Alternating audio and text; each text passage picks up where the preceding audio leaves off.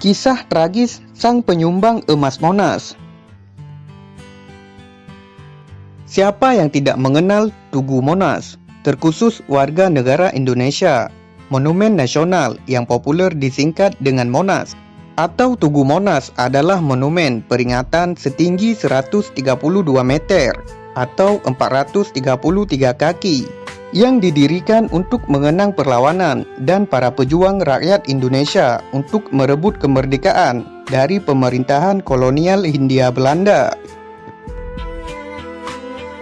Pembangunan monumen ini dimulai pada tanggal 17 Agustus 1961 di bawah perintah Presiden Soekarno dan dibuka untuk umum pada tanggal 12 Juli 1975. Tugu ini dimahkotai lidah api yang dilapisi lembaran emas yang melambangkan semangat perjuangan yang menyala-nyala. Monumen nasional terletak tepat di tengah lapangan Medan Merdeka, Jakarta Pusat. Ternyata baru kita ketahui 38 kg emas yang dipajang di puncak Tugu Monumen Nasional Monas, Jakarta.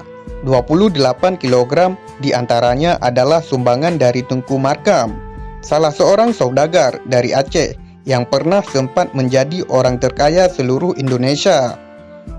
Mungkin sekarang kalian tidak mengenalnya, tapi zaman dulu ini merupakan saudagar terkaya yang baik hati. Orang-orang hanya tahu bahwa emas tersebut memang benar sumbangan saudagar Aceh. Namun tak banyak yang tahu bahwa Tengku Markamlah saudagar yang dimaksud itu. Itu baru segelintir karya Tengku Markam untuk kepentingan negeri ini. Karya lainnya, ia pun ikut membebaskan lahan Senayan untuk dijadikan pusat olahraga terbesar Indonesia. Tentu saja banyak bantuan-bantuan Tengku Markam lainnya yang pantas dicatat dalam memajukan perekonomian Indonesia di zaman Soekarno, hingga menempatkan Tengku Markam dalam sebuah legenda. Di zaman Orba, karyanya yang terbilang monumental adalah pembangunan infrastruktur di Aceh dan Jawa Barat.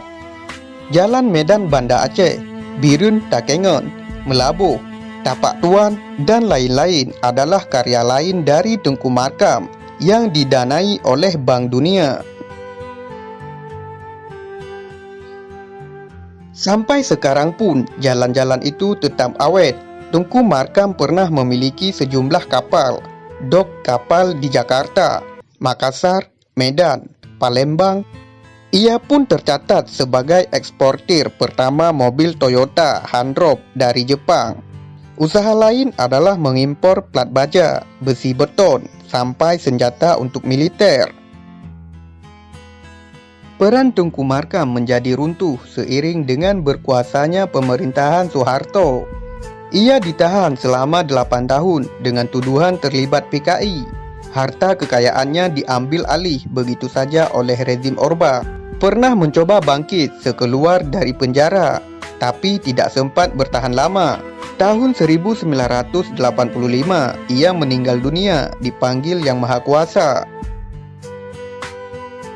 Ahli warisnya hidup terlunta-lunta sampai ada yang menderita depresi mental hingga kekuasaan Orba berakhir.